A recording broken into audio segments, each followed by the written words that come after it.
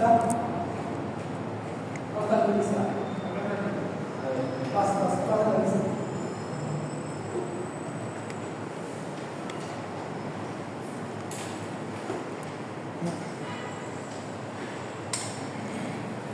Cuatro.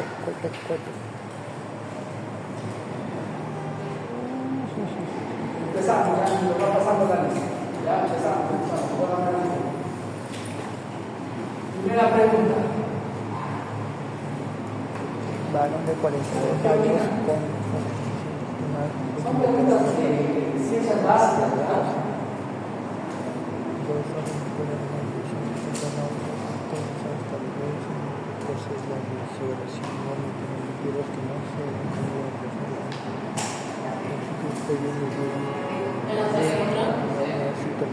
¿Cuál es?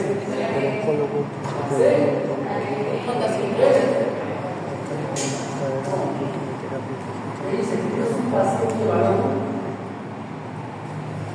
Es un paciente varón de 42 años. Ya, con linfoma. Inicia un esquema de quimioterapia altamente hematófaga. Para hombres. 2 horas después de la primera infusión presenta náuseas intensas, palidez, deshidratación, sudoración fría y vómitos repetitivos, que no ceden con la hidratación ni con los refrescos.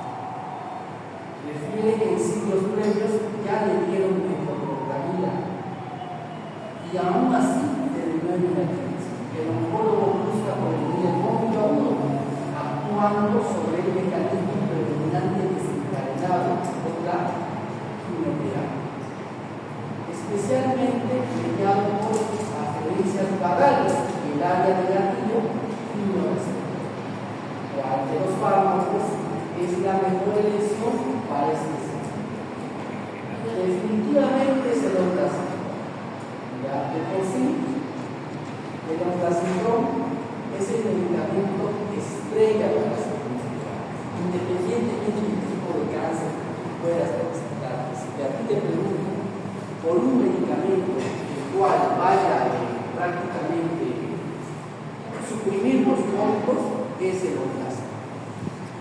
El ondacitrón tiene muchas finalidades de uso.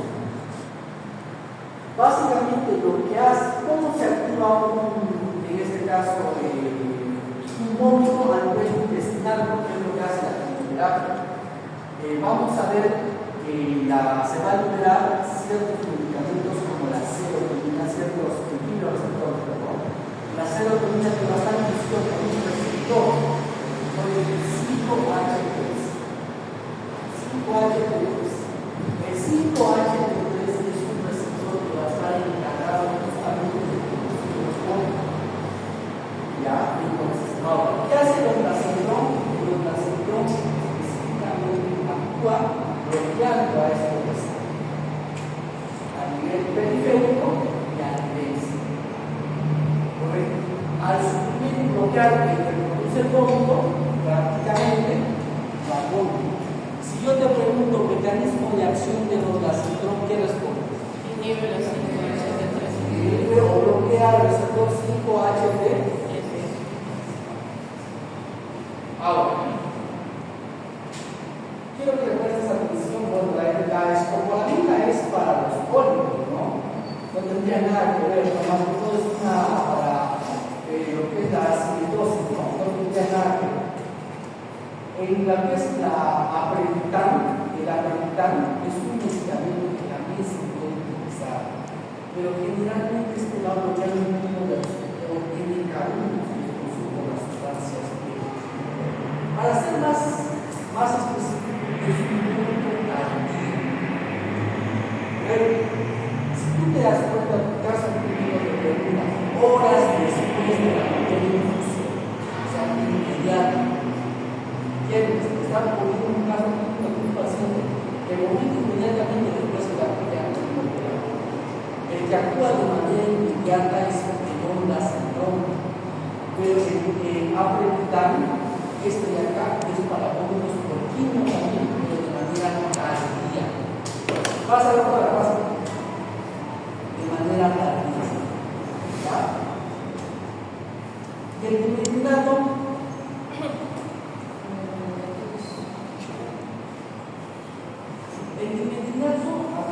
tiene que estimular, bloqueando los receptores H1. ¿Qué es lo que pasa? Acá te están poniendo un desencadenante, mecanismo predominante desencadenante, especialmente mediado por las aferencias vagales y la área del gatillo inmunoreceptor. ¿Dónde se encuentra eso? En los intestinos. Que se libera serotonina. Quien lo activa es el 4-HTP. Bueno, el innato no bloquea eso. ¿Qué te quiere enseñar? La metoclopramida también actúa, no es un procedimiento, también actúa a nivel intestinal. En español, y en el hidrato, cabecita, ahí actúa. Metoclopramida, bueno, si tú tienes un pacientito que se fue se pone unos sábados, ¿no? Ahí venden comidita, creo que vamos a vez intoxicaron como 5 o 7 personas llegaron a la terminal. Van y comen su cabecita rellena con su mayonesa de todo el día soleado. Yo, vómitos sin diarrea. ¿Qué medicamento le das? No le vas a dar medicamento. Porque ¿dónde está el problema? En el estómago. Por eso se llama metoclopramida. Entonces, la metoclopramida se utiliza para vómitos producidos por un problema gastrointestinal. En cambio, en la gestante le das un náusea, pero la gestante con algo de animal es diferente. Pero la gestante se produce por los cambios hormonales de los receptores que se producen las náuseas. Por eso es que a la gestante no le damos nada, no le damos metoclopramida, le damos actividad. Pero ¿cuál es lo que quiero que tú lleves de esta pregunta? Es que el onda central es el rey de la química. El onda central tiene muchas otras funciones. Nosotros, los bilinato, la metoclopramida no se usan en niños. Ya, no se usan en niños. ¿Qué pasa si lo das a un niño? Lo vas a bloquear, lo vas a mandar a dormir. No se usa. El que es, bueno, exclusivamente no existe un medicamento específico para náuseas en niños. ¿Cómo hago? Se pasa de tolerancia. Pero se ha demostrado con cierta evidencia científica que el ondansetron, a diferencia de la metoclopramida, tiene mejor efecto en los niños, más tolerable. O sea, lo puedes usar en pediatría. ¿Ah?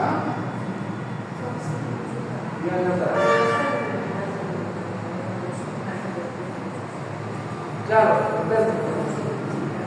pero más de porque la metoclopramida continuamos.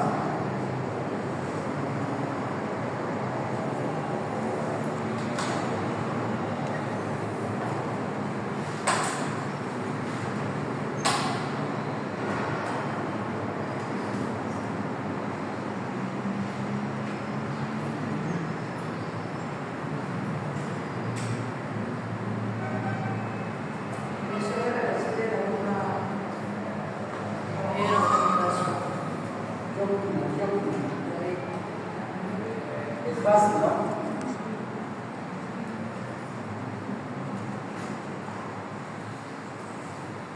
Me dice, tienes una mujer de 55 años con pilosis nocturna. ¿Qué es la pilosis?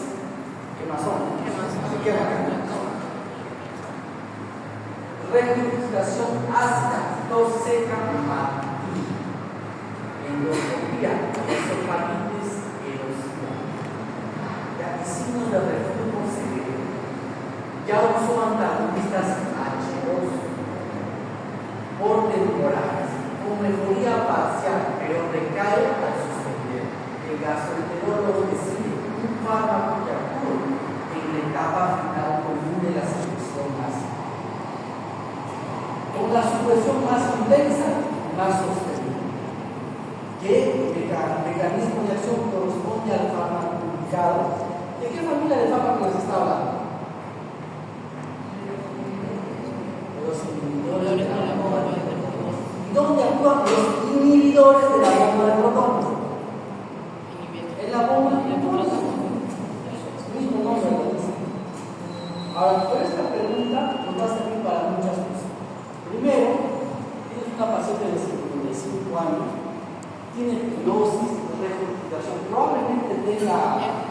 enfermedad por el flujo gastroesofágico. Y antes que hizo esófago de la red.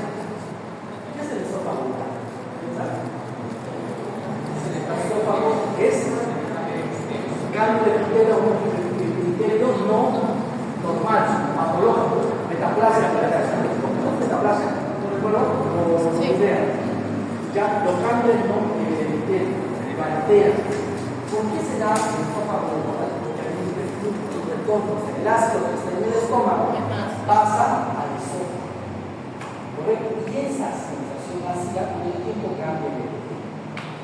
Ahora, ¿qué pasa? De nuevo que regresa, cambia eso, aparece el esófago de la red, se da como consecuencia de un herpes. ¿Cuál es la fisiopatología del herpes? ¿Dónde está el problema? ¿Dónde? En el esfínter esofágico inferior. Split en español también. Estómago, esófago. Ambos se conectan. La unión se llama caries. ¿No te gusta caries? Se llama unión esofágico-gástrica. ¿No te gusta eso? Esfínter esofágico inferior. ¿Qué es el esfínter? Es como una puerta. ¿Correcto? Imagínate que la puerta está acá. Cuando yo tengo una digestión acá, o que es mi contenido que está en el estómago, no tiene que pasar al esófago, no había lógica. Se dice que hay una insuficiencia del esfínter esofágico inferior. Entonces, ¿qué pasa? Como esta válvula se vuelve insuficiente, permite el paso. Se abre todo el ácido pasa. Eso es enfermedad por el flujo gastroesofágico. Ahora, ¿qué más nos están preguntando? Y dice que a estos pasa. El herpes se trata justamente como antiácido, ¿no? Ahí está mal dicho antiácido. ¿Ya? El término está mal dicho, pero ahora te lo explico. Dice que usó antagonistas H2. Dime un ejemplo de antagonista H2. Es fácil, chicos. Uno por uno se hablan todos a la vez, no les muy bien. Uno por uno se hablan todos. ¿Quién es? Muy bien. La ranitidina es H2. Al nivel de los cuales histamina H2. Histamina H2. Entonces, si tú me estás diciendo receptores histamina H2, tiene que ver algo con lo que hicimos a nivel del asma. Histamina se recuerda. O sea, yo tengo algo así cuando alérgico a ya, más relacionado. Pero, vamos a ver en esto. No te quiero poner. Pero, ¿qué pasó con el H2? ¿Qué dijo la providencia? ¿Qué producía? ¿Qué pasa? ¿Usted no ve noticias? Ese medicamento ha sido revelado. Ha sido revelado en 2022. En Perú en 2024, así en diciembre, ¿no salió o no? ¿Qué producía? Que está demostrado que hay estudios en cáncer. Está relacionado con el cáncer. En 2022, la FDA, se podría decir que no nos confundamos de la FDA, no de la americana. Es la verdad. En el caso de la Argentina, se acaba de mercado que sí, pero aún sigue medicando americanos. No, está regulado. Si vas a la farmacia, vas a encontrar. Estás en Perú.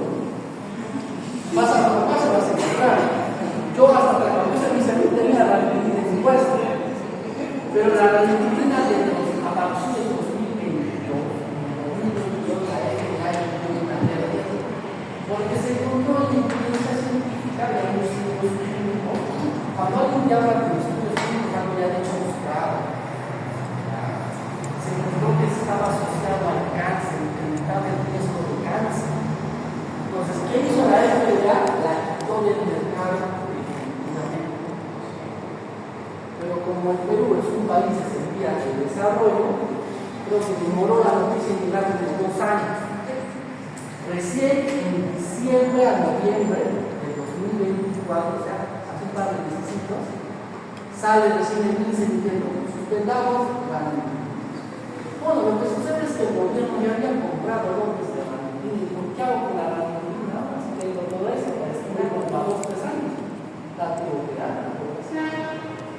¿entiendes? Esa es una negligencia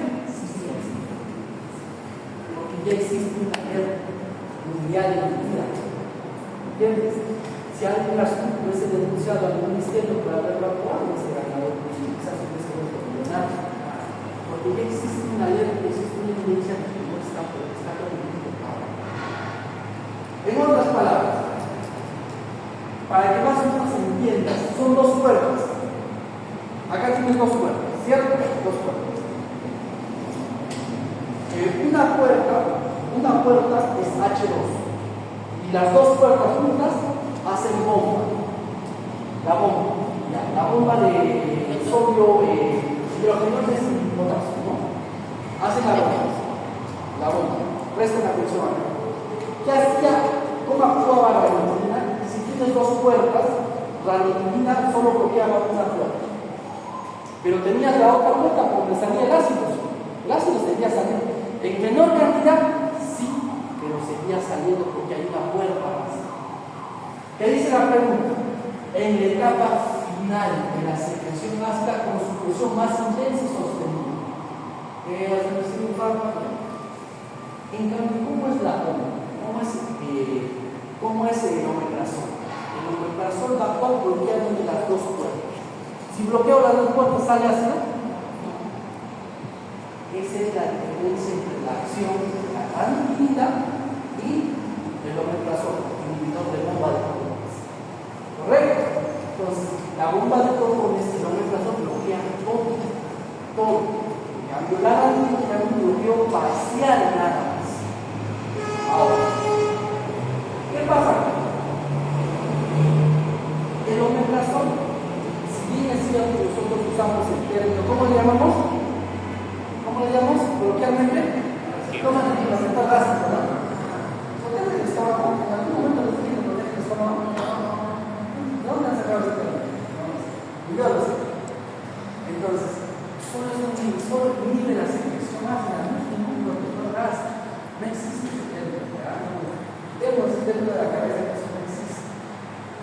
Ahora, el omeprazol tiene un efecto adverso que jamás tuvimos que olvidar. Bueno, no sé si a ustedes, pero a los de noveno ciclo les piden una pregunta de IPC. Yo les repetí, les enseñé. Presta atención. El efecto adverso más común del omeprazol o del inhibidor de la bomba de protones, la omeprazol, el omeprazol, toda esa familia, ¿quién es? ¿Qué es el efecto adverso más común? ¿Qué produce ese medicamento? Osteopenia. Fragilidad ósea, o sea, después de una fractura, por eso es que el omeprazol, ¿cómo te dicen? Como de tomar el tratamiento 14 días. O alguna esquema que tiene un año toma omeprazol. No sé de dónde han sacado eso. Yo he visto que lo están hasta 3 meses, 4 meses omeprazol. No sé para qué, pero lo reciben. No se usa. Porque ¿qué produce? Acelera la osteoporosis, osteopenia, tú te caes, al toque te fracturas. ¿Causa de quién? En quienes bien frecuentes en los abuelos. Eso es fractura de la canelita, esa es una omeprazol. ¿Entiendes? El omeprazol no se usa, no es para darle 3 meses, 4 meses, 5 meses, se da la cabeza. Incluso en el tratamiento con el glicomato, no se usa 14 días. ¿Cómo se da el omeprazol? En ayunas. ¿Cuánto tiempo? Media hora. El Friedman te dice media hora, hay una otra literatura que va a decir 1 hora. La idea es que se en ayunas. ¿Por qué se en ayunas? Porque tiene que inhibir la secreción ácida. Y si tú ya comiste, ya salió el ácido, entonces ¿qué voy a inhibir? No hay lógica, porque esto no va a quitar el ácido, solo bloquea la bomba. ¿Correcto? Por eso se en ayunas. Ahora, el omeprazol, chicos, también hay un en ayunas, inhibe la secreción. Pasa, doctora, pasa. Inhibe la secreción, ya ácida básicamente, pero actúa en concentración. ¿Qué quiere decir?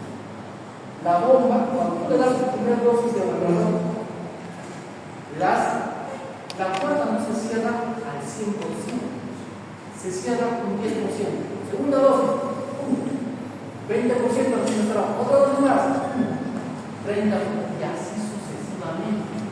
Es decir, para llegues a tener una sucesión ácida bastante larga, por decir así, necesita muchos días de omega porque actúa en concentración. No es que yo doy una dosis, no se como es así. Ese es el omeprazol. Y paciente que tú trates con anemia, así, omeprazol, porque recuerda que el hierro, hablamos de la persona en ellos ácidos, necesita el ácido. ¿Correcto? ¿Qué dice ahí?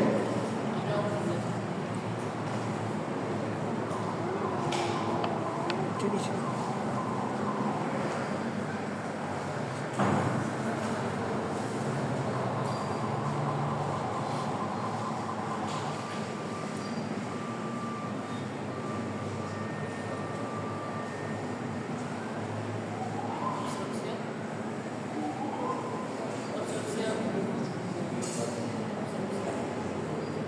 ¿Qué es alcohol?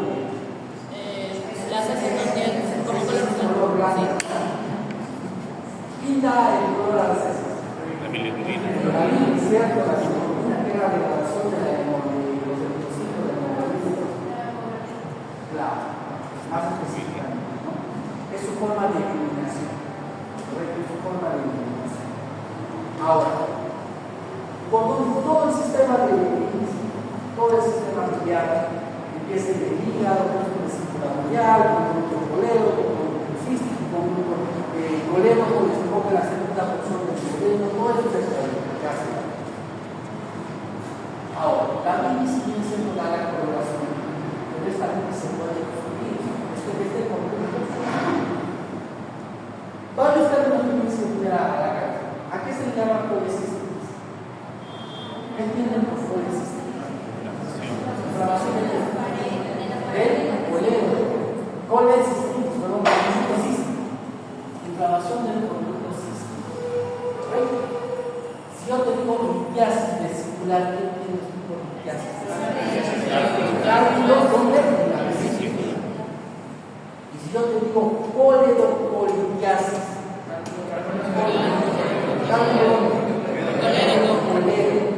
si yo te digo colangitis, Inflamación del colero.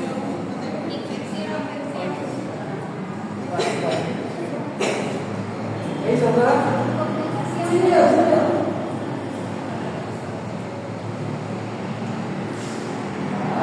Nada más. Es la coledocolitiasis por infección. Entonces, ¿dónde se bloquea completamente? Vamos a buscar una imagen. Para hablar español, voy a buscar una imagen.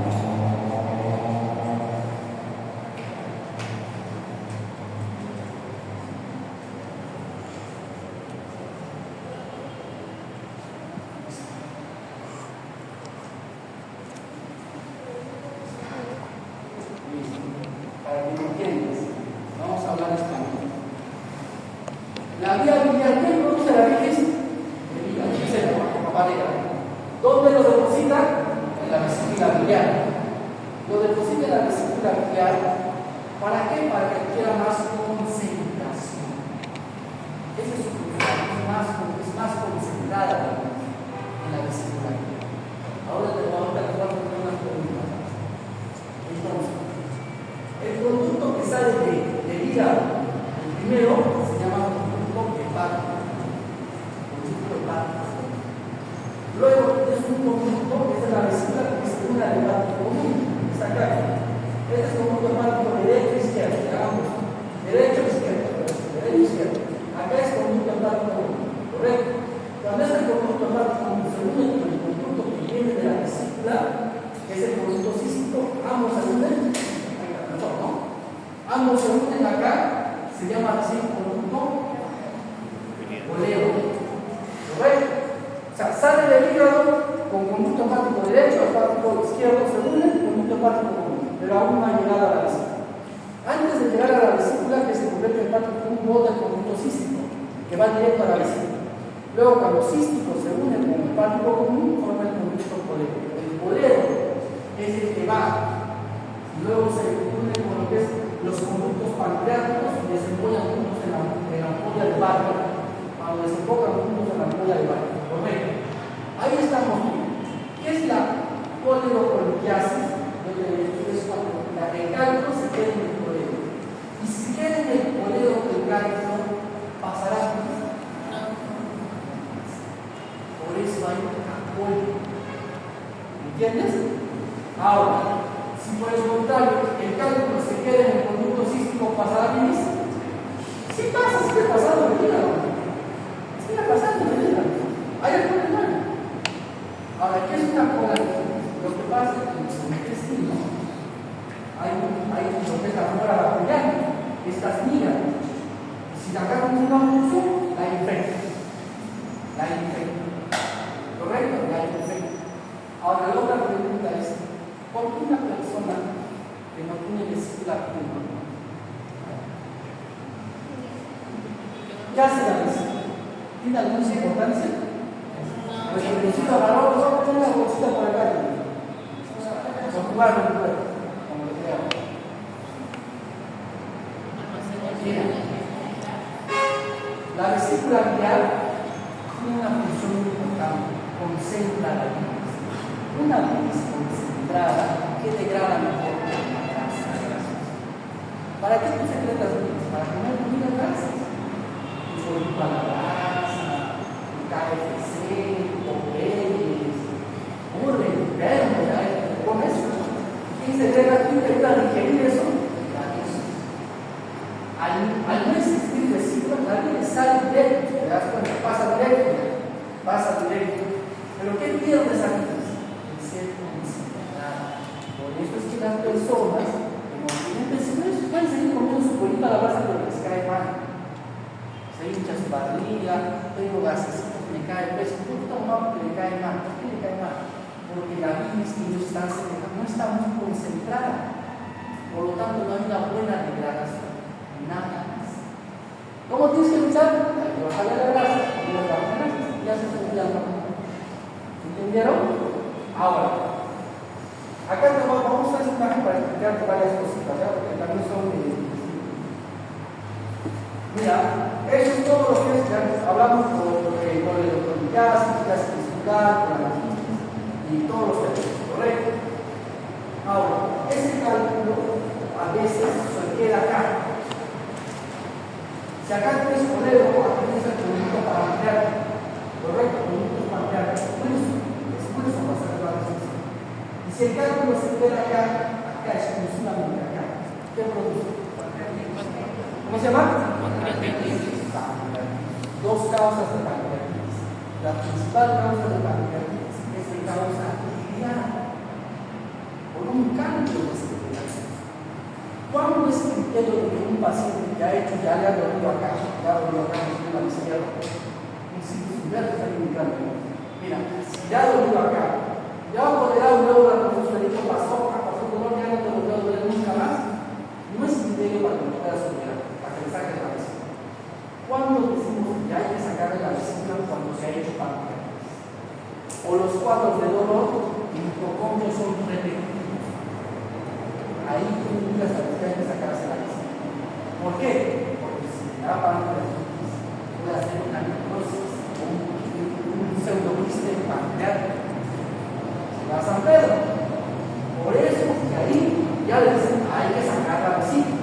¿Por qué sacar la vesícula? Porque la principal causa de pancreatitis es causa grasa.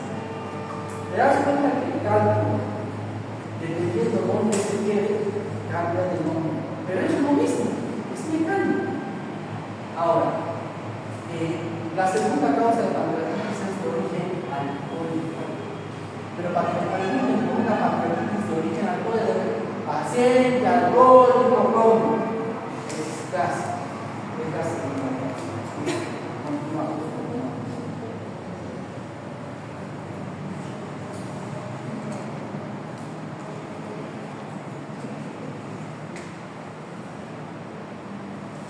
Obstrucción, en este caso, del flujo biliar, con el flujo de bilirrubina molecular.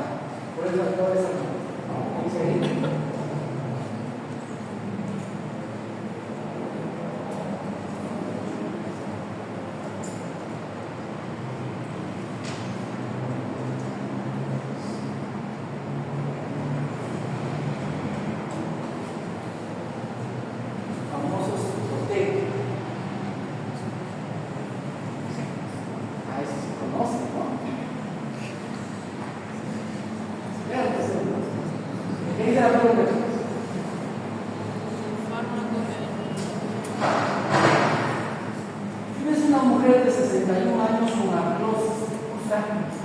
encasillado. Ya te había hablado de los ibuprofeno, los años que bloquean. COX-1 y COX-1 de las citoquinas. ¿Quién era mala? La COX-1 era buena, decía, entre ellos la COX-1 producía bicarbonato para que el tubo digestivo esté en un medio alcalino y no haya esa acidez. ¿Correcto? Al tú usarlo diario, bloquear, no va a haber producción de bicarbonato, ¿qué vas a producir? La famosa acidez, incluso úlcera, ¿correcto? Al diario que le permitía trabajar. Bueno, por favor, todos estos valores. Consulta por dolor epigástrico ureño, o sea, tipo que pasó. O sea, ¿de qué? Ureño se pasó. Astenia y deposiciones negras. ¿Qué dicen deposiciones negras de melenas? ¿Qué tipo de hemorragia es? Es un tipo de hemorragia principal. Hemoglobina de testimonio, ¿no? Endoscopía, o sea, ya hicieron úlcera gástrica con estigmas de sangrado reciente. O sea, confirmando una úlcera gástrica de causa por dos tipos de úlceras. ¿Cuál es las úlceras más frecuentes? Duodeno. Y segunda causa de úlceras es la gastritis. Si es duodenal, ¿cómo es la clínica?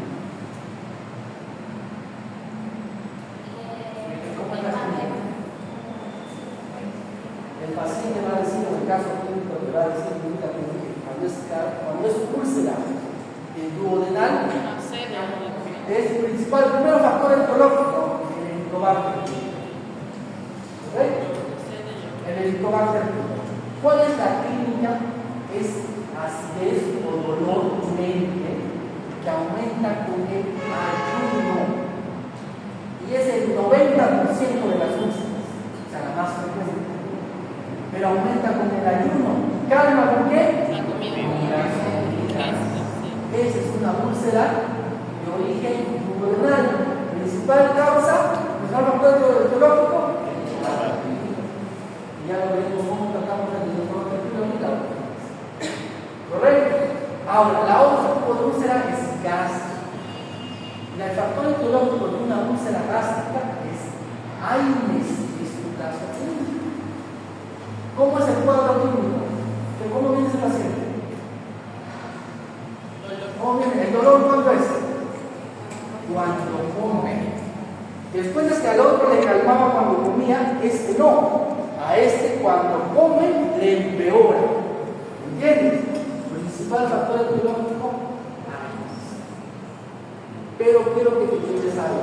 Si bien es cierto, uno produce el helicobacter pylori y los AINES, a nivel mundial, el principal causa de gastritis es el helicobacter pylori. Se acabó el problema. AINES te lo estoy enseñando porque este es un capítulo típico de AINES, pero si a ti te preguntan cuál es el principal factor de la gente etiológico que produce la gastritis o úlcera, el helicobacter pylori. No pienses en AINES, no, este es el nombre de en el 99.9% de los casos es el helicobacter. ¿Ya? De ese vamos a hablar en la otra clase. Entonces, ¿qué más decía? Entonces, acá ¿quién bloquea? Acá es ¿qué hizo? ¿Qué bloqueó? ¿Por qué le dio su gastritis o su úlcera? Porque bloqueó la COX-1, ¿cierto? Entonces, ¿qué hay que hacer? Reponemos COX-1. ¿Quién repone o quién es el famoso que dijimos nosotros? De la prostaglandina. Acá, usemos nuestra explicación. Los AINES bajan prostaglandinas COX exclusivamente COX, ¿correcto? Si baja COX-1, no hay moco, no hay bicarbonato, bajo flujo sanguíneo, ¿correcto? ¿Y qué hace el misoprostol para? ¿Tú escuchaste que el misoprostol se utilizaba para la gastritis? Sí. Pero nunca lo sabías cómo, ¿y qué pasa? Yo solo veo en el salón, pero nunca he visto que usen para la gastritis. ¿Por qué? Porque una gastritis puede ser clara. Ya te lo tienes generalmente en el helicobacter pylori, pero cuando tienes una gastritis por AINES, tienes que ubicar el misoprostol, el famoso 5T de 200 miligramos. ¿Correcto? ¿Por qué? Porque es un análogo de las prostaglandinas. Bueno, es un análogo análogo. Quiere decir, lo restaura, lo produce. Bien, ese es un análogo. Quiere decir, repone ese efecto citotónico. O sea, el efecto que le quitaba el misoprostol lo repone. En esos casos se usa el misoprostol, no para lo otro ya. ¿Veo claro, verdad? Sí. ¿Eso lo habían leído? No, ¿verdad? Pero esta es una pregunta que me voy a enseñar el por qué se usa el misoprostol para los años. Y listo. Acá tiene un pequeño esquema. Un pequeño esquema.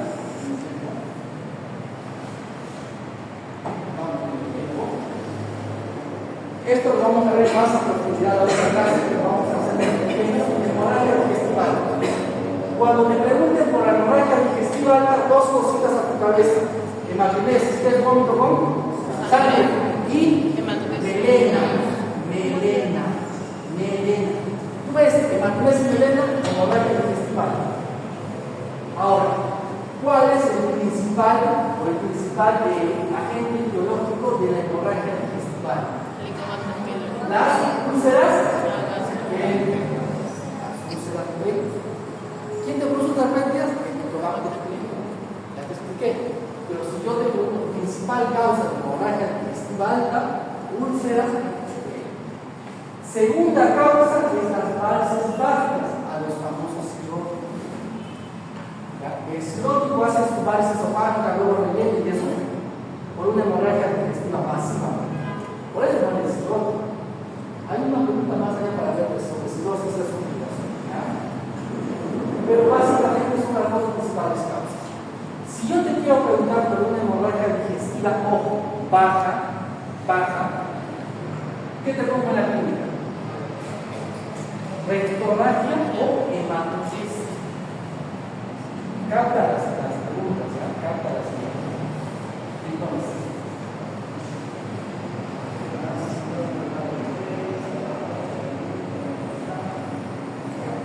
Entonces, a partir de qué parte anatómica decimos, de acá para acá es alta, de acá para acá es baja. Ángulo de el ángulo de Grace, ¿qué es?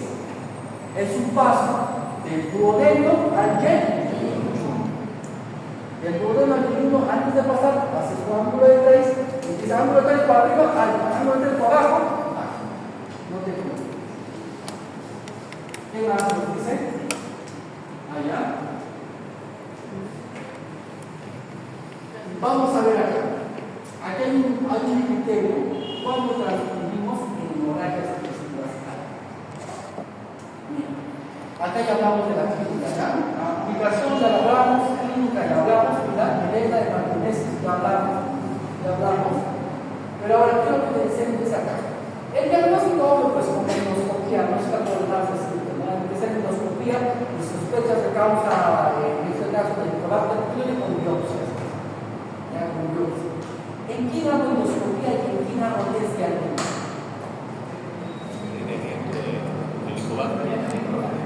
¿Saben lo que es el test de aliento?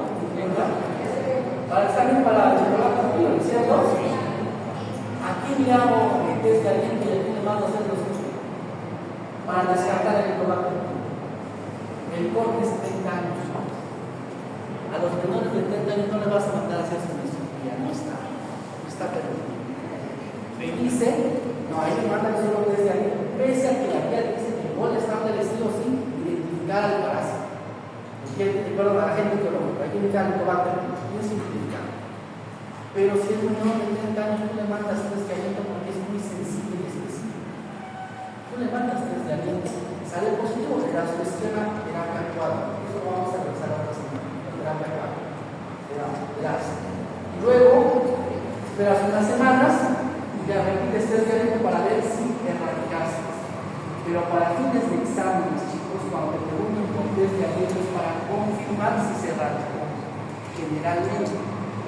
¿Tú por qué solicitas test de aliento para confirmar si después del tratamiento tú puedes si se erradicó el Helicobacter? Por eso solicito test de aliento. ¿Ya? Entonces, te quería enseñar algo acá. Cuando tienes un paciente por hemorragia digestiva alta, hay que saber cuándo transfundir. El viernes, el lunes, a partir de cuándo transfundes, correcto. Pero va a ser menor a 9 si es que el paciente es cardiólogo. ¿Ya? Pero que sepas que es menor a 7, también.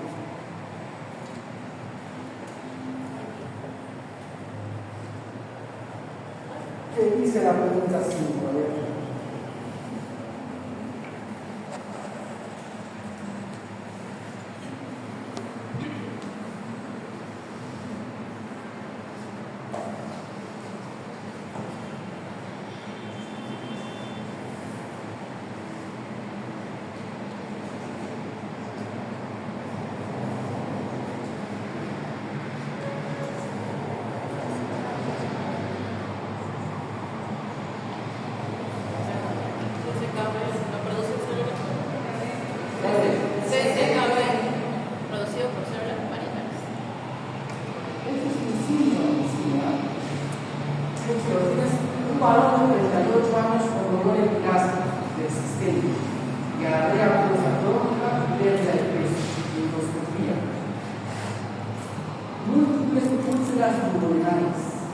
Algunas distales a la segunda porción.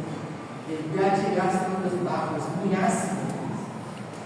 La gastrina cerca marcadamente elevada, ya le da una triada, ya algún síndrome.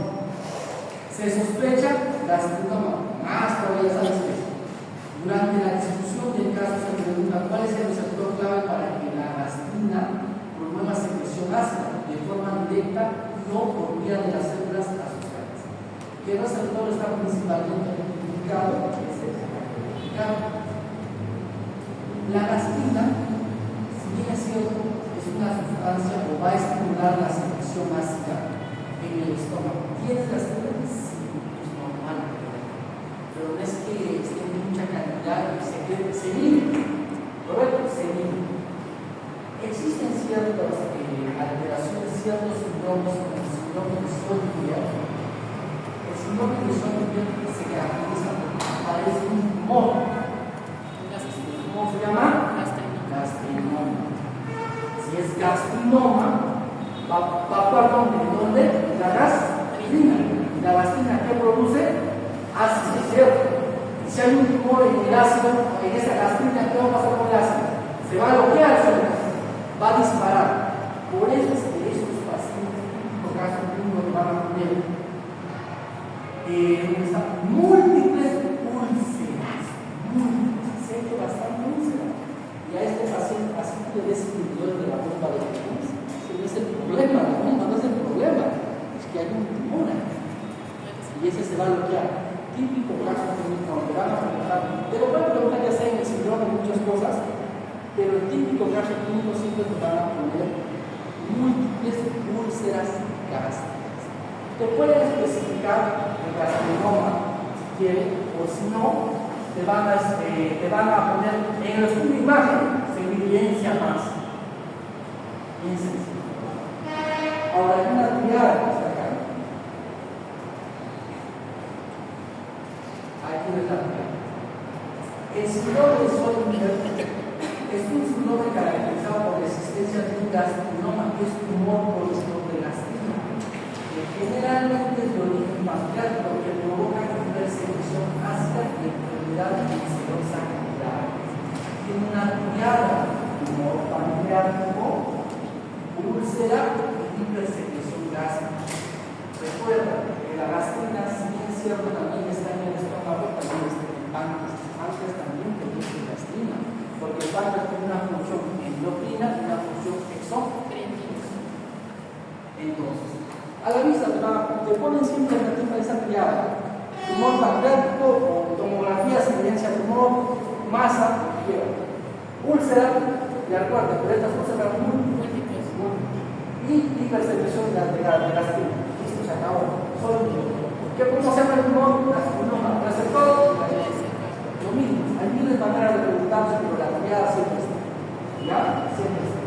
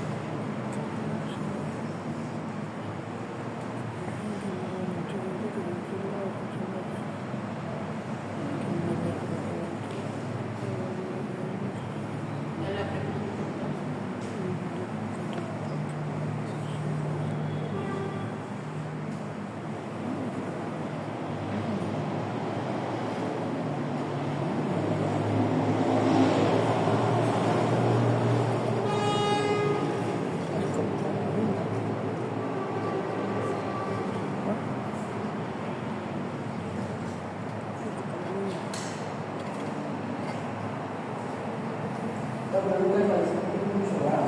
¿Qué opinan?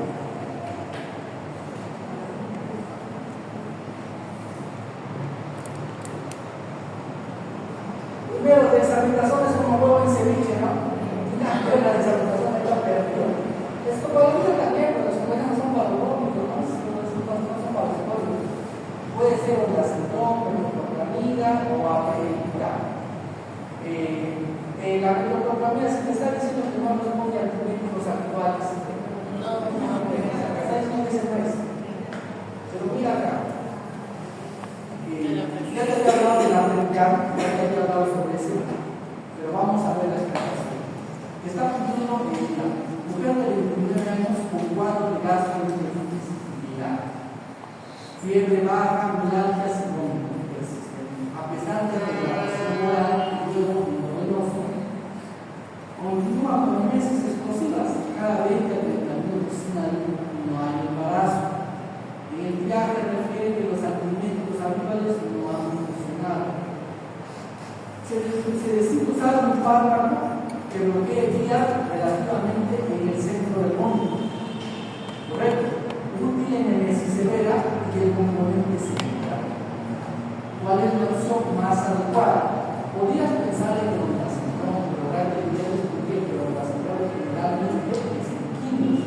¿Te acuerdas un típico caso de paciente que atendió quimio?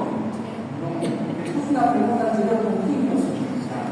Si bien es cierto que el ondansetron actúa a nivel periférico y nivel central, este quiere solo el nivel central, centro nada más. Por eso es que también descartamos con la centrón. ¿Quién nos queda que actúa en metro? No, pues. Porque el metro en una mesis severa no se usa, ¿me entiendes? Aparte te dice no hay médicos actuales. O sea, no hay más.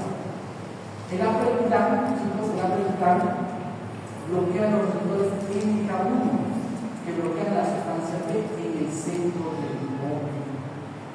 La vía también mucho que actúa en la vía central más importante de la existencia y también el quimio, especialmente tal. Si yo te quisiera preguntar por el aperitam, en una tendría que ser una necesidad de 2-3 días después. ¿Correcto? Por eso, claro, me gustaría tomar. Pero para que no te consigues mucho, ondansetron, quimio, en algunas preguntas que se hacen más famosas, en la tierra, si es paciente que metoclopramida en un paciente con gastroenteritis, típico paciente igualito al caso, pero no te tendría que poner la parte que dice los antiméticos comunes no han hecho efecto.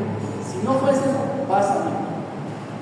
Pero como no es ese, nos queda claro, ya que es uno potente, se utiliza en vómitos severos, ¿correcto? Ese es el cambio. Acá tenemos que mirarle dos cosas. Te he hablado de un paciente deshidratado, ¿verdad? Sí. Y tienes que saber manejar deshidratación. ¿Ya? Hay criterios, generalmente los usamos en pediatría. El famoso plan A, plan B, plan C. ¿Han ido a pediatría? Sí, lo van a hacer. Si es ángulo digestivo, también los jugadores tienen que ver la deshidratación del digestivo. Cuando ustedes lleven en pediatría, generalmente van a ver lo que es la deshidratación. El plan A, plan B, plan C. ¿Cuándo mismo? ¿Qué plan? El típico plan A, vamos a ver que las serotonina se encuentran normales. Plan A. Y esa deshidratación. Todo prácticamente se encuentra normal. ¿Ya? No hay signo de deshidratación, pero sí va a venir con un cuadro de arrea. ¿Correcto? ¿Cómo manda la mamá? Es domicilio, mandas a casa. Lo único que le vas a dar indicaciones, come bastante líquido. Líquido. A libre demanda.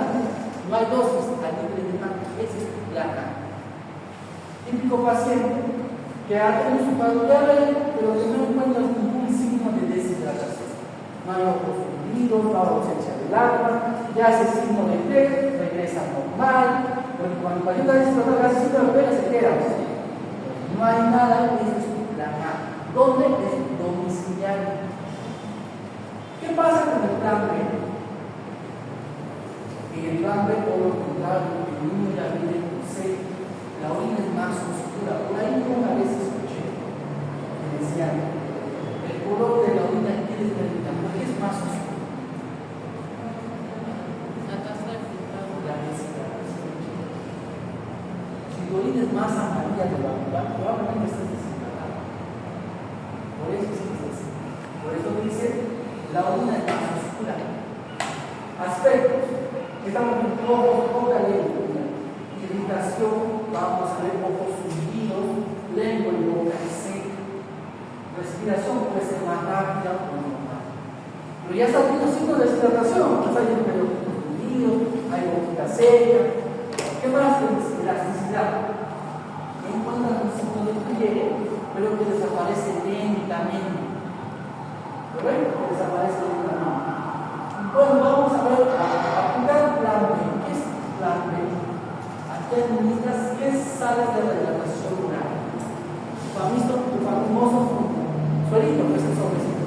No quieres suelito, cómprate tus orales, ya es lo mismo.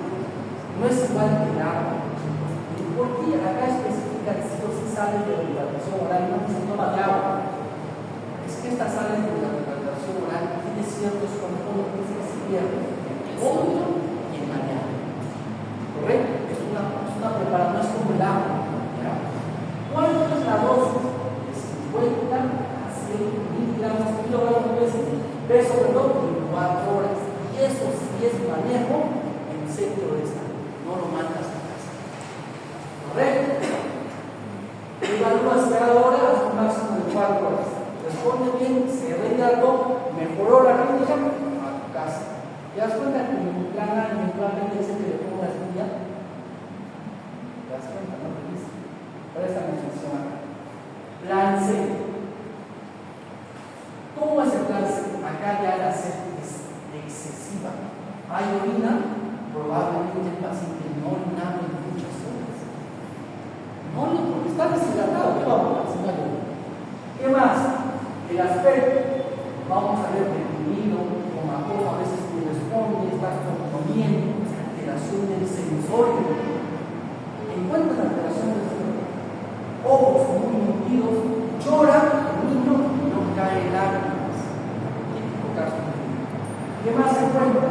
Ojo y lengua muy seca. Pliegue, signo de pliegue, ese signo de pliegue no desaparece en más de 2 segundos. ¿Correcto? Ese signo de pliegue. A este paciente que es plan C, sin prácticas, vía endovenosa, la dosis de 25 miligramos, kilogramos 3 hora. ¿Correcto? A ese sí le aplicas. Ya. Vamos.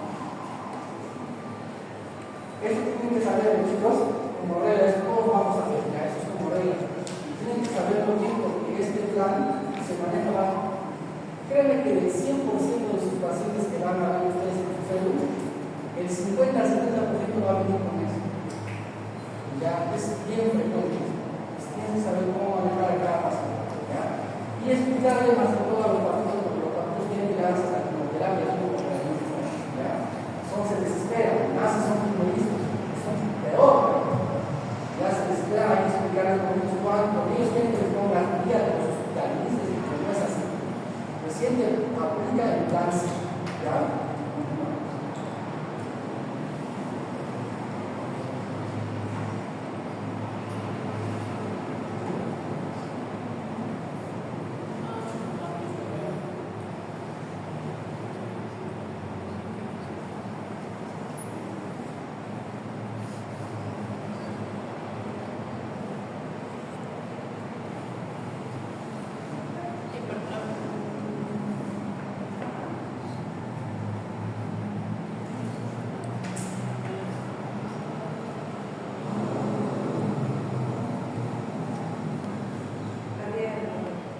¿Cuál es? La red, ¿no? Tienes un varón de 46 años que relata 8 meses de disfagia progresiva a sólidos líquidos. Acá te voy a señalar. Malnutrición premenstrual por una acalasia. Ojo, acalasia, no te para la cabeza. Te van a poner, en el caso de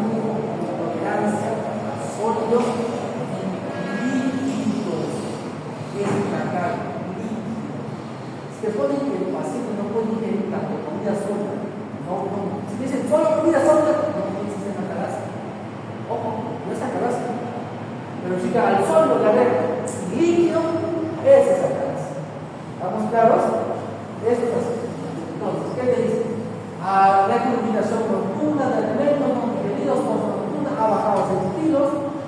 Bueno, ya han hecho un examen, han visualizado en la radiografía el famoso pico de ave, punta de lápiz, son historias. Ahorita vamos a ver una imagen. ¿Ya? Manometría, le han hecho presión elevada de qué? Cantadas a la boca, ¿no? Con ausencia de relajación. ¿Por qué? Porque esto no se relaja, permanece contraído. Por eso. Y a peristalsis. En la galaxia, la causa va a ser la peristalsis, el movimiento, se queda aquí. Por eso. En el esófago distal se discute el origen del trastorno desde la neurofisiología gastrointestinal.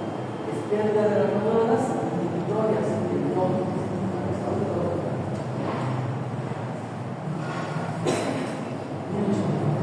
La relajación del esfínter esofágico inferior depende de unas neuronas, que son las neuronas inhibitorias del nódulo. ¿Correcto? Son las encargadas de relajar el esfínter esofágico inferior. En la galaxia está alterado. Si se pierde esto, el esfínter esofágico no va a relajar y va a haber una peristalsis. Ahora, revisemos esta imagen. Este es el examen de manometría que le han hecho. Mira, le ponen una sustancia y ya está apuntada. ¿Ves? Este es el estómago, y acá abajo está el estómago. Pero mira la puntita que se hace. ¿Ves? Eso dice punta de lápiz, pico de ave, datos términos. ¿Lo ves? Pero recuerda que la clave para que te pregunten por la galaxia es que no tienes líquidos más que sólidos. Si solo te preguntan, te ponen sólidos, es otra cosa, no es la galaxia. La galaxia te va a poner intolerancia al viento. Sólidos, esa es la galaxia. ¿Ya? ¿Qué más? Mira la galaxia, ¿cómo hablamos de la galaxia? La galaxia, hay dos causas, un origen primario y un origen secundario. El origen primario generalmente va a ser idiopática o puede ser autoinmune. El secundario se va a asociar a algo, puede ser a cáncer, células de carnes, ¿no? ¿Cuál es el cuadro clínico? Vamos a ver disfagia funcional, pérdida de peso, recuperación, pero es una recuperación no ácida, porque recuerden que no hay vaso, no va a salir el ácido, no ácido. Hay dolor por ácido postprandial, nocturna, pirosis. ¿Correcto? El diagnóstico se hace con manometría. Correcto, se hace con manometría. El tratamiento generalmente es, hay farmacología que es a base de nitratos como los isopriles, inhibidores de los canales de calcio, como el filipino. Hay también algún tipo de tratamiento quirúrgico, que se hace la tratamiento que es el definitivo. Pero este tema, la próxima clase lo vamos a ver más. ¿Ya? Sigamos.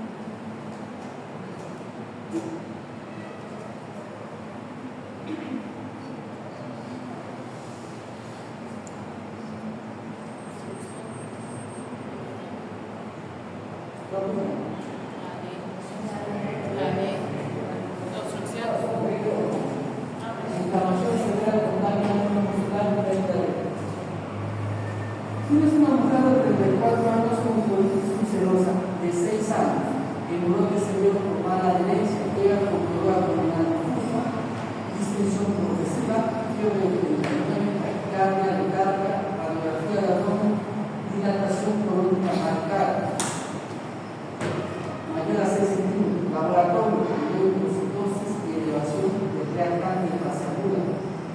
sospecha de la colonosis y se discute el mecanismo fisiopatológico responsable de la dilatación y alto riesgo de la perforación.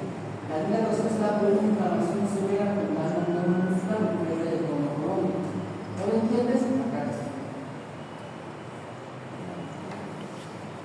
Miren, el megacolontóxico, chicos, la etiología se va a hacer por dos causas. Generalmente vas a tener una causa infecciosa y una causa inflamatoria. Si es causa infecciosa, hay una bacteria. Clostridium difficile, ¿no? Entonces, si es de causa parasitaria, el Panosoma cruzi. ¿Correcto? Si es el famoso Chagas. Típico, ¿sabes? ¿Cómo pregunta Niña Chagas? ¿Cómo pregunta Niña? En Niña Chagas te preguntan paciente procedente de Nazca.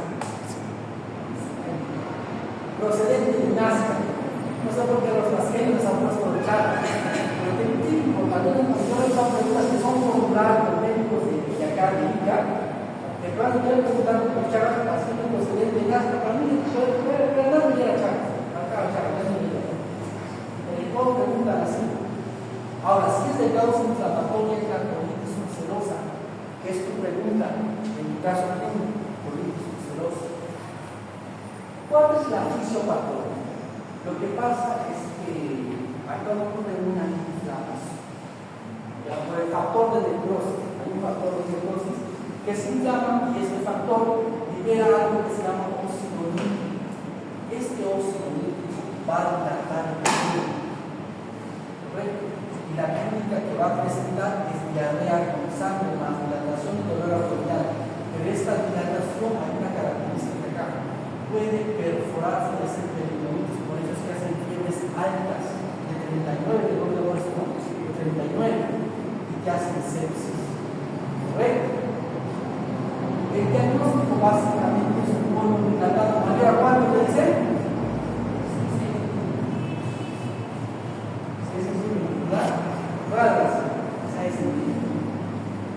¿Saben lo que son las austras? Las bolsitas del colon, ¿cierto? Cuando tú haces tu radiografía vas a ver un colon enorme. Mira, ¿ves las austras? Se ve como un fondo nomás. Hay ausencia de austras en esos pacientes. Cuando tú le haces la radiografía no se van a ver las austras, se ve como un fondo negro nada más. Que acá los están viendo, mira, acá igual. Acá ves las austras una vez, pero acá y acá no hay. Pero acá hacia arriba sí se ve, son como las bolsitas. ¿Ya? Básicamente es eso. El tratamiento, chicos, va a haber dos cositas acá. Un tratamiento médico y un tratamiento quirúrgico. Pero en elección generalmente es el quirúrgico, se hace una colectomía subtotal, más una endoscopía. Ese es el tratamiento definitivo. Ya esa es la cirugía.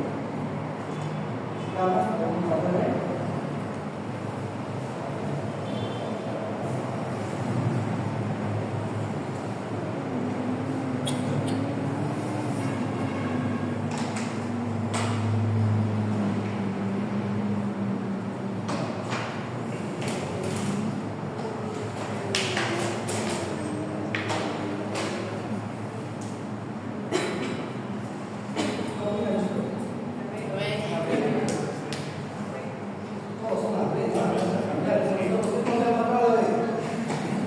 Varones de 38 años con cirrosis alcohólica. Ya. Tienen una cirrosis alcohólica. Este es un paciente cirrótico. Generalmente al cirrótico lo vamos a ver la otra semana a profundidad, porque ese que hace varias complicaciones que tienes que saber. ¿Ya? Ahora vamos a ver como pequeñas introducciones, ¿no? Más a fondo vamos a tocar. Ya si es cirrótico, tiene complicaciones. Hace así, una circulación colateral. Endoscopía de control meses atrás, ya tiene varices esofágicas. Pequeñas. Llega con amenazas masivas. O sea, ¿qué pasó? ¿Qué pasó con los varices? Por eso muere el cirrótico no muere por otra cosa. ¿Cuándo lo necesita? Hace hipotenón porque si está en hemorragia aguda va a ser congestión y confusión. Si esos sospecha ruptura variceal, el residente explica el fenómeno con base en la dinámica portal y colateral portosistémica. ¿Cuál es el hecho fisiopatológico? Explica mejor la formación de varices, incremento de la resistencia intrahepática al flujo portal por fibrosis acá. Cuando tú tienes una cirrosis, la resistencia intrahepática va a aumentar. Como aumenta tu resistencia intrahepática, te va a aumentar la hipertensión portal. ¿Correcto? Como aumenta la hipertensión portal, las colaterales portosistémicas, en otras palabras, las varices pueden romperse. Mira, por hipertensión portal, ¿cuáles son las complicaciones? Puede dar esplenomegalia, ascitis, varices, encefalopatía, en algunos casos, hemorragia varicose, mareos. Generalmente, con hipertensión portal, vas a tener ascitis, generalmente varices hepáticas, generalmente la varices hepática. Pero por lesión hepática, ¿qué cosas te inicia? Encefalopatía, coagulopatía, edema, astenia. La encefalopatía hepática y los cirróticos da la síntoma. ¿Por qué lo hacen? Porque acumulan amoníaco. Estos acumulan amoníaco. Entonces, este cuadro te enseña dos cosas. Si tienes un paciente cirrótico, hacen estas complicaciones. Si te preguntan cuál es la causa de la complicación, por insuficiencia hepática, ¿qué puede ser? Ictericia, encefalopatía, coagulopatía, edema, astenia. Y por hipertensión portal, por aumento de la resistencia, va a ser esplenomegalia, ascitis principales, varices hepáticas. Y esa varices hepática va a romperse. Como se rompe, ese paciente cirrótico muere por eso. El paciente cirrótico muere por eso. Como es un paciente cirrótico que ha sido, por ejemplo, alcohólico crónico, jamás va a entrar a trasplante de órgano. Una cosa es que me dé cirrosis por causa alcohólica y otra cosa, ¿por qué otra cosa te da cirrosis? ¿Por? Hepatitis crónica. Tú has tenido una hepatitis de niño y nunca te la curaste, ya te por seguro que vas a hacer cirrosis. Pero ¿cómo diferenciamos patológicamente? Yo me voy al microscopio. Hacen dos tipos de células, unas son células grandes y otras células son pequeñas.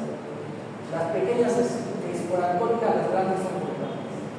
Esa es la diferencia. Así lo diferencian los patólogos. Entonces, básicamente es esto. Chicos, vamos. Ya, bueno, aquí tengo un poco más. Este es un estudio, chicos. Este es un estudio que lo he sacado. Este cuadro te dice qué complicaciones son las más frecuentes en un cirrótico. ¿Cuál es? Varices hepáticas.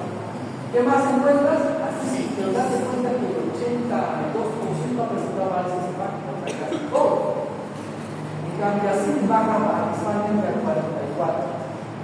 Luego sigue la hemorragia intestinal por causa de la varices. Son las complicaciones más frecuentes en un cirrótico. Revísalo de todas maneras, pero es un ámbito para que te empiece. Pero lo que quiero que entiendas es que un cirrótico sí o sí te va a hacer varices hepáticas, por eso es que se muere. También te va a hacer así, ¿ya? ¿Por qué? ¿Por qué te hace así? Mira, si el hígado, ¿qué sintetiza el hígado? ¿Cómo es esa proteína? La albúmina es una proteína de la sangre, cuya función es la presión. ¿Qué es la presión? Mantiene el agua todo dentro de los vasos sanguíneos. Esta es la albúmina. La albúmina es la principal proteína, lo que hace es mantener el agua dentro de los vasos sanguíneos. Entonces, al hígado está insuficiente, ¿va a haber albúmina? No va a haber albúmina. Y si no hay albúmina, ¿qué va a pasar con ese líquido que se mantiene dentro del vaso sanguíneo gracias a esa proteína que ya no existe? Va a salir. Sale. Al salir, sale por todos los líquidos, edema por acá, edema por acá, que es cuadrita, ¿no? La panza chelera, le dicen, ¿no? Entonces, como barbita. Esa es una sinusa. Esa es la explicación fisiopatológica de la sinusa. ¿Ya? Continuamos. Casi se trabó un poco.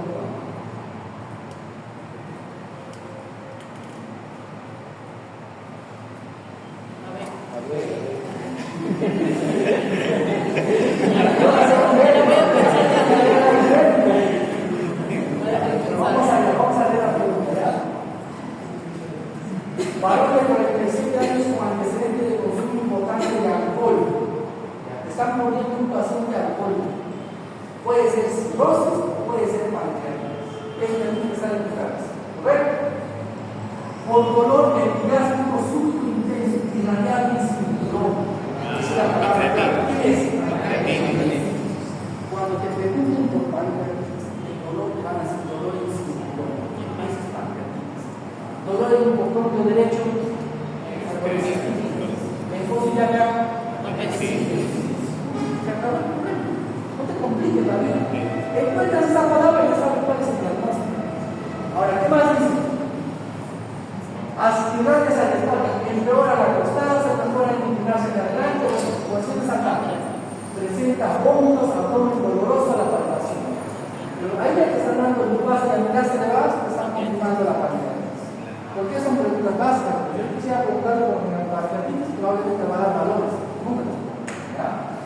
Entonces, se discute qué suceso celular desencadena la cascada inflamatoria que lleva al edema microcitasa en casos graves, al CIR, no al insuficiencia total.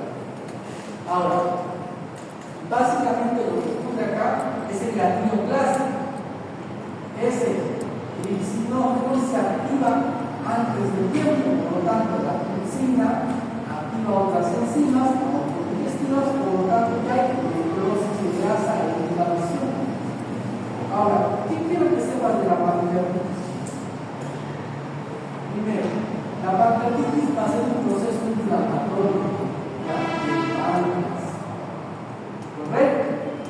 Ahora, la epidemiología, ya te lo digo, la epidemiología y la epidemiología, generalmente se causa colestática,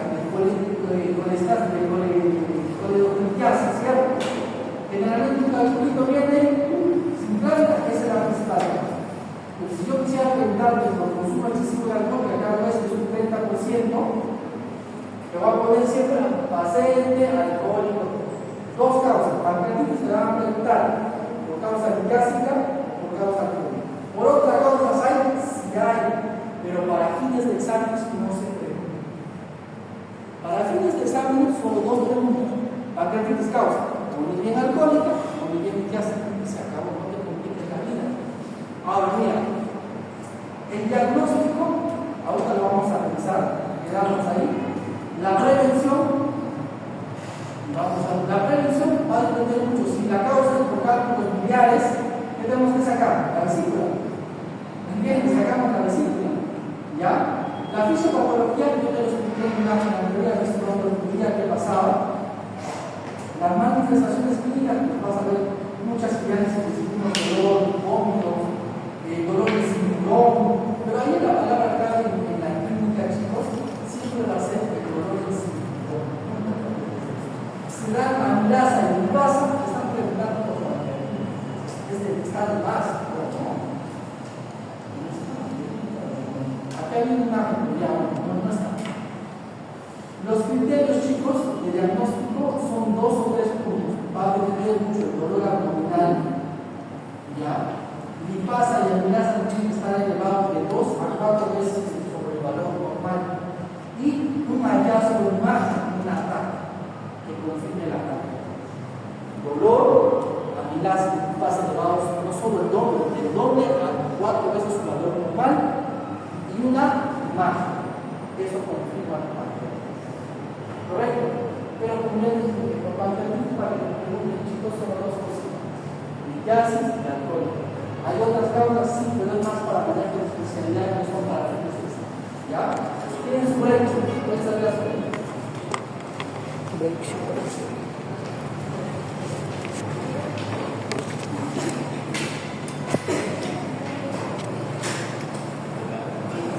¿Cómo se corta?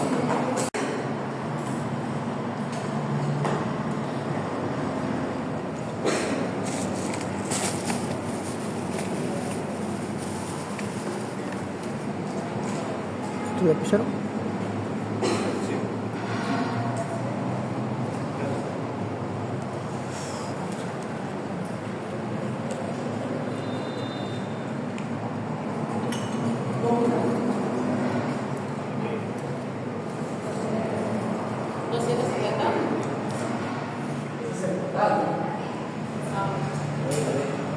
Esta pregunta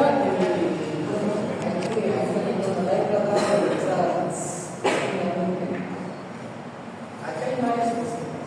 La pregunta que dice con Paucel, es un defecto de la eliminación fisiológica intestinal. El retorno fisiológico a la cavidad abdominal del ácido intestinal terminado fisiológicamente en la sexta semana se da en una rotación antihoraria. Primero considero que la cuestión está mal planteada, porque no es en esa semana. ¿Ya? Primero hay una rotación que ocurre en biología durante la rotación de eliminación fisiológica, es en la fase inicial que ocurre en lo que es 90 grados antihorario. Pero los centros que han planteado la pregunta proponen 180. Cuando tratamos de entender un poquito la pregunta, acá hay algo muy cierto. La pregunta que dice, durante el retorno a la cavidad abdominal ocurre la rotación adicional de 180 grados. Así, en un lugar de 90 arriba, 180, por tanto 160. Entonces, ¿qué dice? A poco importantes, el banco funciona en la sexta semana. Cuando en embriología el retorno ocurre más tarde, aproximadamente en la semana 10. Aún así, para resolver el examen, manda más la palabra retorno que el número de semanas. Por lo tanto, la hernia ocurre más o menos en un 90 grados. El retorno, 180, sin un total de 270. Y acá la pregunta dice el retorno fisiológico. O sea, la eliminación ocurre a la sexta semana, ocurre en 90 grados. El retorno, que ocurre más o menos a la semana número 10, es de 180 grados. Tú sumas, haces un total de 270, pero lo que te está preguntando es el retorno fisiológico, independientemente de la semana que haya en comunicación. Ya, entonces, la clave es la de 180.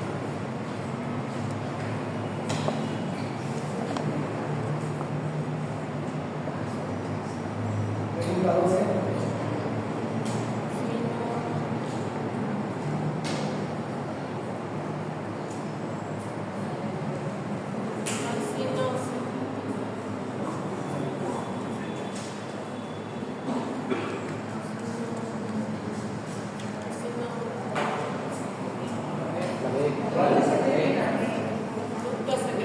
En la secreción pancreática, la estructura responsable de la secreción de bicarbonato o de la oligobulus que va pegado con la secreta.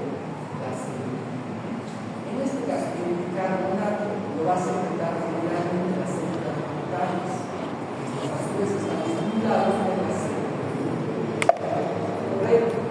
Ahora, ¿qué es lo muy importante? Que me gustaría hacer en la fisiología del páncreas. El páncreas tiene dos funciones, una función exocrina y una función endógena. Correcto. En la función exocrina participa la secreción de digestivas pancreáticas. Correcto. Justamente lo que hay desarrollado la secreción tiene que ver con la parte exocrina. Pero el páncreas tiene una parte endógena que va a estar dada por los citones del año. Correcto. Los citones del año. Estos sistemas del año van a tener ciertos tipos de células, más que la pregunta que ustedes están haciendo que más pregunta. Las células alfa, las células beta, las células delta y las células E. Borramos, borramos. Vamos a ver que acá es las principales. Las primeras células van a segregar, o sea, las células alfa que segregan con un carbón. ¿Correcto? Un carbón. Las células beta, los citones del año en su mayoría producen generalmente insulina. ¿Correcto? O sea,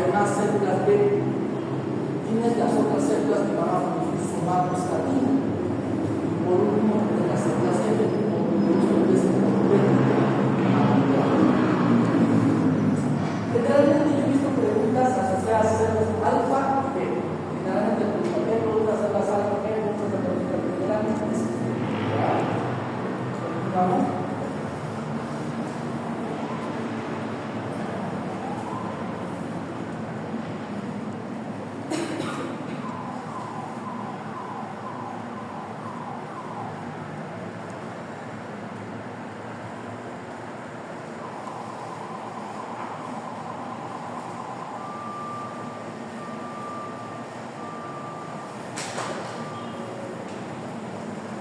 La principal es el café.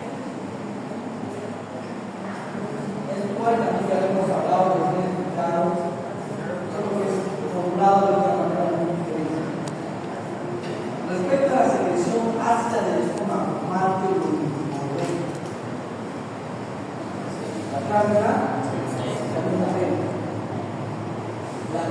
La principal célula productora de los ácidos gástricos es la célula G. No. Ustedes saben que la célula C no la produce. ¿Quién no va a producir? La célula principal. Entonces, los ácidos, el ácido de la parte ácida lo va a producir la célula parietal, la célula parietal, ¿correcto? La célula parietal, la pregunta es la principal célula productora de ácidos gástricos, no son las células G, sino son las células parietales. Es lo incorrecto. Ahora, ¿qué tenemos que entender ahora? Que lo que es la glándula gástrica, vamos a encontrar varios tipos de células. Existen células parietales y existen células principales. Las células principales que secretan oxinógeno. Y en cambio, la célula parietal secreta y también el factor intrínseco. ¿Correcto? Existen otros tipos de células, como son las células de la mucosa superficial, que se van a encargar de generar moco, pélvico y secreción de hidrato. También existen células del cuello de la mucosa. ¿Correcto? También existen otro tipo de células que van a secretar histamina. Para fines de pregunta, generalmente preguntan células parietales y células principales, que es lo más frecuente de preguntar. ¿Correcto? Las células que tendrían que ver acá que nos van a secretar gastrina. En las glándulas del estómago se encuentran las famosas células G. Las células G secretan gastrina, más no ácido. ¿Correcto? Y no secretan ácido son las células parietales. ¿Correcto? Vamos.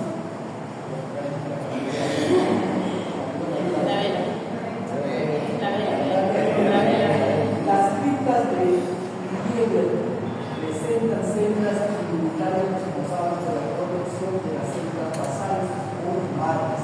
Las células se denominan células de Haney. ¿Por qué la respuesta correcta? En la base de las criptas se van a encontrar las células también que estas secretan ciertas enzimas como son las enzimas, isocinas y otros factores antimicrobianos que protegen el nicho de la célula madre. En otras palabras, las células del familia son un antibiótico antibacteriano natural del cuerpo que va a segregar estos componentes para protegerse, en este caso, de bacterias y agentes etiológicos. Antiguamente no existían los antibióticos. El cuerpo tenía la capacidad de poder defender. Hoy en día, con el uso de antibióticos bastantes que nosotros abusamos, hacemos que el cuerpo pierda esa particularidad. ¿Correcto? Pero hay ciertas personas que aún no las pierden. Cuando usted alguna vez ha visto a un mendigo que tenemos en la calle, ¿verdad? Nadie por ahí, alguna vez lo ha visto enfermo. Su sistema inmune necesita. Usted que toma antibiótico a su gripe. Nosotros creo que Nos automatizamos. tenemos las defensas bajas y probablemente abusamos de antibióticos. Entonces, yo quiero que entiendan que el cuerpo del ser humano tiene la particularidad de poder ser y estas células de papel son responsables justamente de la está puesto los componentes que van a actuar como anticuerpo. ¿Correcto? A la vez.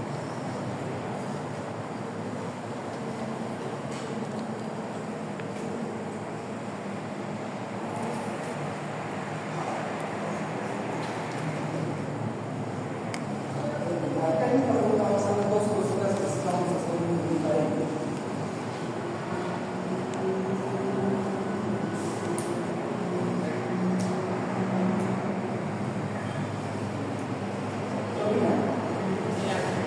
¿Vale? Está preguntando por un paciente mujer de 30 años que acude a consulta externa refiriendo dolor abdominal, pérdida de peso, llenura precoz. Estando en la clínica de un cáncer, cuando le preguntan por cáncer gástrico, te van a preguntar siempre le ponen un paciente que tiene pérdida de peso y llenura precoz. Son palabras claras. Pérdida de peso y llenura precoz, cáncer. Gástrico, en el estudio endoscópico se evidencia úlcera con bordes irregulares en el ángulo gástrico. El estudio histológico concluye cáncer gástrico, Bormann. Según el caso clínico, las células malignas gástricas pueden diseminarse haciendo exámenes bronquiales linfáticos. Si se infiltrase en la estación alveolar 2, ¿cómo se denomina el grupo alveolar? Esto existe en la izquierda parte, pero primero hablemos sobre la clasificación del cáncer gástrico. Cuando nosotros hacemos una clasificación del cáncer gástrico, tenemos escala de Bormann. ¿Qué es esto? Bormann tipo 1, Bormann tipo 2, Bormann tipo 3 y Bormann tipo 4. Esto sí me pregunta, tienes que saber la clasificación de esta pregunta. Cuando dicen que es un Bormann tipo 1, es una lesión polipoide a que está viendo. Cuando le dicen que es un Bormann tipo 2, es una lesión ya visceral, con bordes sobresalientes, ¿correcto? Y delimitados. Pero si me dicen como en nuestro caso, que es un Bormann tipo 3, aún tienes tenido la lesión ulcerada, pero comienza a ser bordes sin fin. Cuando te hablan del peor de todos, es el Bormann tipo 4, ya es una lesión difusa e infiltrante. Ya no está ulcerada, o sea, ya ingresó completamente. ¿Correcto? Esto es algo con respecto a los Bormann, pero la pregunta fue de estaciones ganglionares. ¿Correcto? Se dividen varios: grupo ganglionar número 1, grupo ganglionar número 2, grupo ganglionar número 3, grupo ganglionar número 4. Decía el grupo ganglionar número 2, estación 9, ¿cierto? ¿Quién es? ¿Qué vamos a hacer? Mira, preguntas de esto, no he visto que me pregunten mucho, ya. Algunos que saben de ENAR, de residencia, no he visto. Pero aquí en la universidad sí he visto que ya en la universidad hay uno que otro docente que le gusta preguntar sobre este grupo ganglionar, pero ahí lo tienes. Ya tendrías que memorizar esto, ¿ya? Entonces, básicamente lo que se está diciendo la pregunta es esto, ¿no? A ver, ¿dónde está las preguntas? Grupo ganglionar número 2, ¿no? Está poniendo, ¿no? ¿Cómo se denomina el grupo ganglionar 9? En la estación 2, ¿no? Grupo ganglionar número 2, estación incendiario, vamos a estudiar. Si por el contrario sería grupo ganglionar número 2 por estación 7, gástrica izquierda. ¿Correcto? Cambio. Entonces, este cuadrito, chicos, es justamente para que vean este grupo ganglionar. Repasen en casa, vean, porque es más probable que va a venir una pregunta, porque yo he visto que se pregunta. ¿Ya? No creo que le venga igual, pero ahí está básicamente la respuesta. ¿Ya? Sigamos.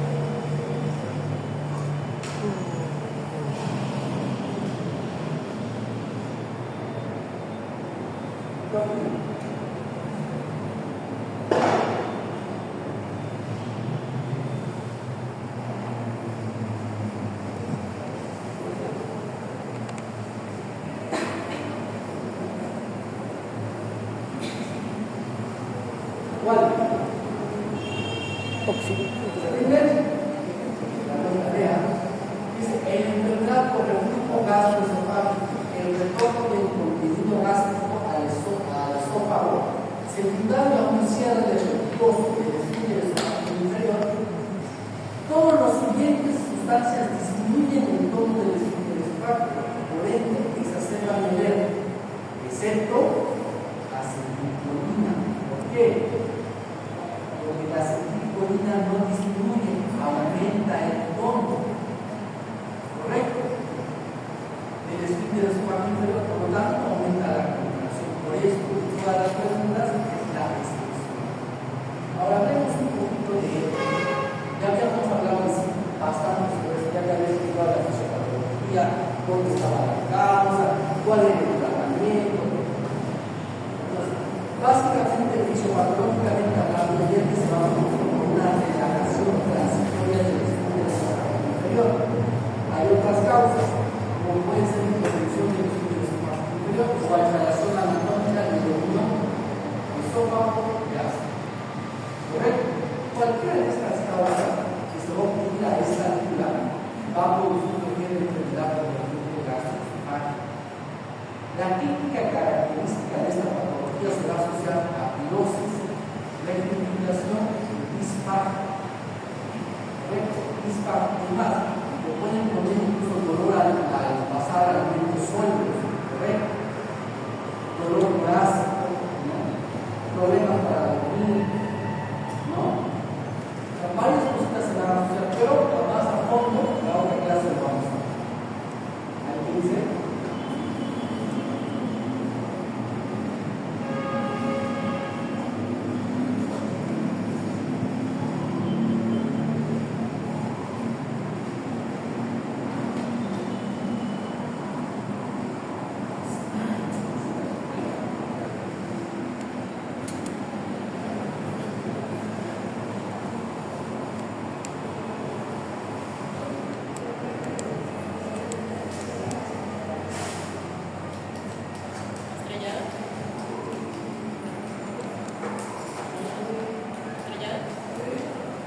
¿Cuál es? Paciente varón de 45 años de edad acude a emergencia refiriendo tos persistente, distensión abdominal e ictericia, examen físico, estigmas hepáticos, circulación colateral con signo de cabeza nebulosa y signo de la oleada. ¿Sabes lo que es el signo de la oleada? La básica, ¿no? La raíz. Ecografía, hígado ventricular, disminutivo de tamaño, vaso grande. Incluso a los hallazgos descritos se sospecha una hipertensión total en paciente cirrótico que está descubriendo. Por cirrosis hepática, ¿cuál de los siguientes componentes del tejido hepático es responsable de la cirrosis? Aquí hay algo muy particular. Las células estrelladas se van a activar por el daño de la inflamación hepática que ocurre por la cirrosis. Estas células estrelladas producen dos cosas: colágeno y matriz extracelular. Y eso ya hace fibrosis y cirrosis. Si hay un aumento de estas células estrelladas, como consecuencia va a haber un aumento de la producción del colágeno. Y si hay aumento de la producción de colágeno y matriz extracelular, lo que vamos a tener como consecuencia fibrosis y cirrosis. Que es la pregunta, ¿no?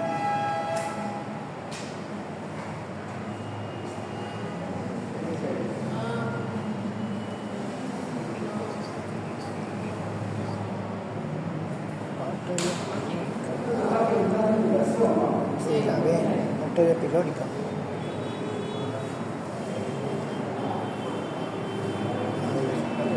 La que está preguntando respiración del estómago, pero aquí no viene del estómago. Ah, el septo, la arteria esplénica, la mesentérica, la arteria mesentérica inferior. Aunque no existe arteria coronaria estomáquica. ¿Cuál es? ¿Mesentérica inferior? ¿Quién diga la mesentérica inferior? Colon izquierdo, convencio distal, colon descendente, sigmoides y nada más, pero no es el estómago. Todo lo demás es estómago, ahorita lo vamos a ver. Acá tienes un gráfico, se ve el puntero, ¿no? Síganme el gráfico. Del tronco celíaco, que estás viendo acá, hay un tronco celíaco. De este tronco celíaco sale la arteria gástrica izquierda que va para la curvatura menor y el párpado superior. ¿Correcto? Esa es la primera indicación. Luego tienes la arteria hepática común. La arteria hepática común que sale también del tronco celíaco con una rama gástrica derecha que va para la curvatura menor y el párpado inferior. Y acá tienes ya la indicación de la curvatura menor.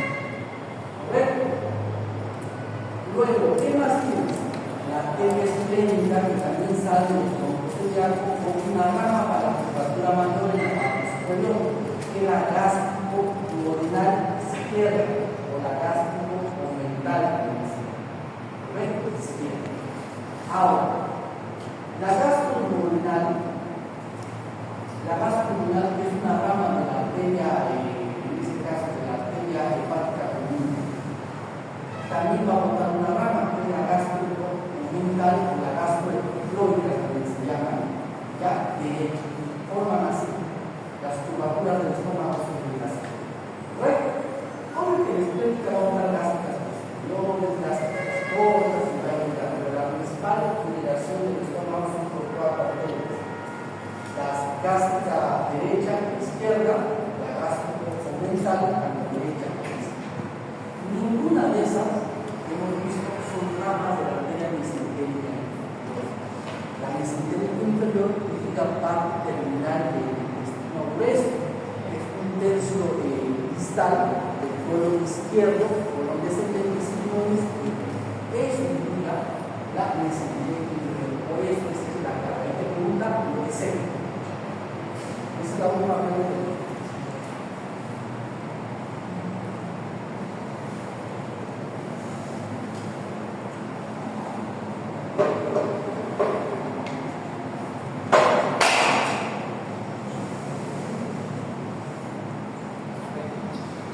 Todavía se le conoce como el marcapaso del intestino, todavía le dicen. El encargado de hacer el richardismo. ¿Quién es? ¿Quién es? Cajal, ¿no?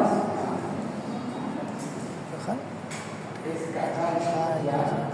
El intestino no tiene nada de semillitas, nada de semillitas, pero así como le decimos el marcapaso del corazón, el intestino también usamos el término llamado marcapaso del intestino. Son las células encargadas de poder evitar el piso, o sea, del movimiento del intestino. De esa manera hemos concluido. Ya como ya no se para el no hay guarda piso.